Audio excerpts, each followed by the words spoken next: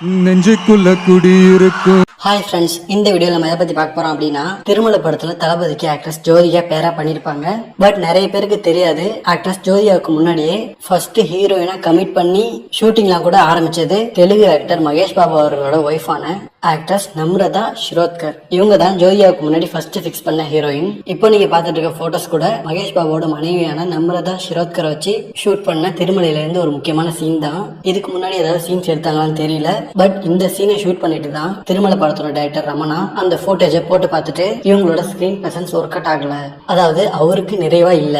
Because Thirumalai படத்துல actress ஜோதிகாவோட character எவ்வளவு வெயிட்னு தெரியும் எல்லாருக்குமே. மத்த கமர்ஷியல் படத்துல வர ஹீரோயின்ஸ் மாதிரி டம்மியா இருக்காது இந்த ரோல். ஈவன் ஃபர்ஸ்ட் ஹாஃப்ல தளபதிக்கு ஆப்போசிட்டா நிக்கணும் இந்த கேரக்டர், ஆள் வச்சுலாம் கூட அடிக்கிற மாதிரி இருக்கும். சோ ஆக்ட்ரஸ் நர்மதா ஷிரோத்கர் அவர்களுக்கு இதுதான் தமிழ்ல ஃபர்ஸ்ட் படம். சோ தமிழ் சுத்தமா தெரியாது அவங்களுக்கு, அதனால இந்த கேரக்டர் பண்றது கொஞ்சம் கஷ்டம். சோ டைரக்டர் ரமணாவுக்கு அவர் நினைச்ச மாதிரி சீன் வராததால இவங்கள ரீப்ளேஸ் பண்ணிட்டு ஆக்ட்ரஸ் ஜோதிகாவே போடலாம் அப்படின்னு சொல்லிட்டு டைரக்டர் ப்ரொடியூசர் கிட்ட சொல்ல, ப்ரொடியூசரும் இவங்க நடிச்ச அந்த சீனை பார்த்துட்டு ஓகே நீங்க ஜோதிகா வச்சு இதே சீனை ஷூட் பண்ணுங்க அப்படின்னு சொல்லிட்டாங்க. தென் திரும்பவும் இதே சீனை தளபதி அண்ட் ஜோதிகா வச்சு எடுத்திருக்காங்க. அந்த அவுட்புட் பார்த்து எல்லாருமே ஹாப்பியா.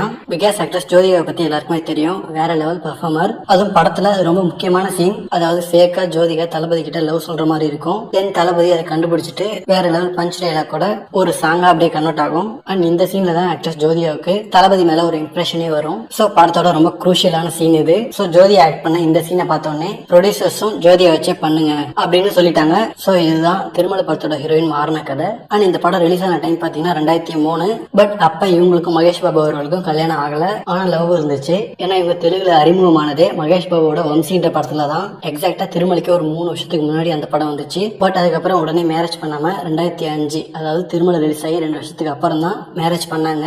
சோ இந்த படத்துல இருந்து இவங்க விலகினதுக்கும் மகேஷ் பாபுக்கும் எந்த சம்பந்தமும் இல்ல.